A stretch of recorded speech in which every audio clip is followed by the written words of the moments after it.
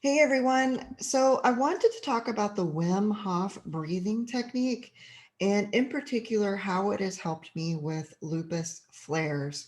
So I did shoot another video about Wim Hof and the entire technique because it's more than just the breathing technique and it was a little more comprehensive. But for this particular video, I really wanted to focus on lupus flares and just the breathing technique and the benefits that I have received from just doing the breathing technique.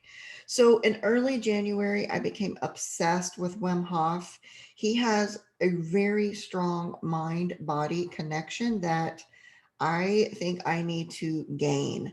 I want to have that type of mind over matter um, and mind strength. And so he was very inspiring to me. If you've never heard about him or his story, look him up and check out some of his videos and some of the videos people have made about him because he is super expiring.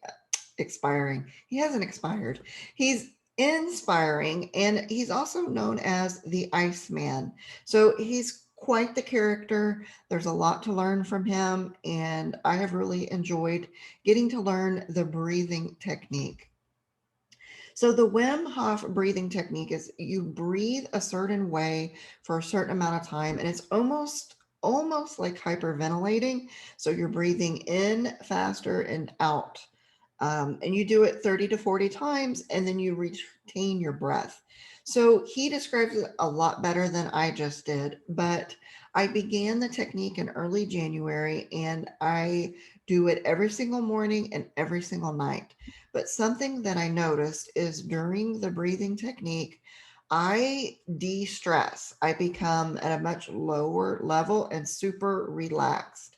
So I noticed that and kind of put two and two together. And when I'm stressed out or when I'm physically or mentally stressed in any way, if I'm stressed physically or mentally for too long, I will have a full lupus flare and it's horrible. So I decided to just start trying the Wim Hof breathing technique when I felt like a flare was coming on. So if you have lupus or any other type of autoimmune disease and you have flares, you understand that your body starts to give certain signals from, and all of the signals are different for all of us. So for me, I become extremely achy. Every joint starts to hurt. Like there's alarm bells that go off that say, hey, you are imminent for a lupus flare at this moment. So I one day felt a flare coming on. I was in the middle of a stressful work day and I felt like a flare was going to happen any minute, like I was on my way. So I just stopped whatever I was doing. I went to another room, sat down, and did the breathing technique, and then sat there and relaxed for a little bit.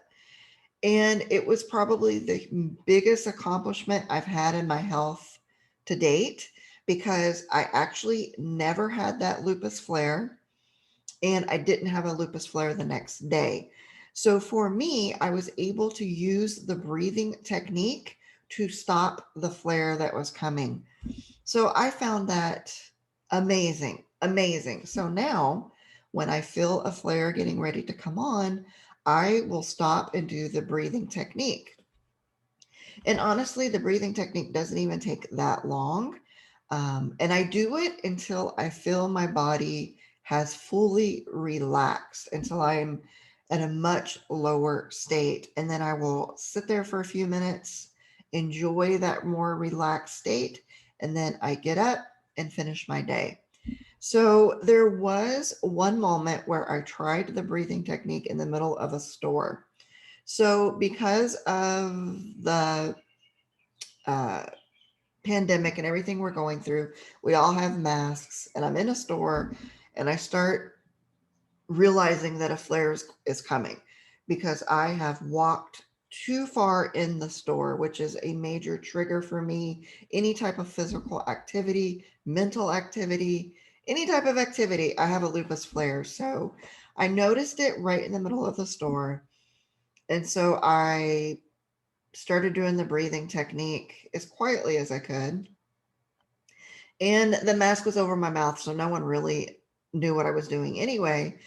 But I used that technique, and I was standing and just kind of relaxing in that one spot, trying to conserve whatever energy I could, did the breathing technique. And then I realized I didn't completely de-stress from it all, but I realized I got energy from the breathing technique. So I was able to finish walking out of the store, get into the car.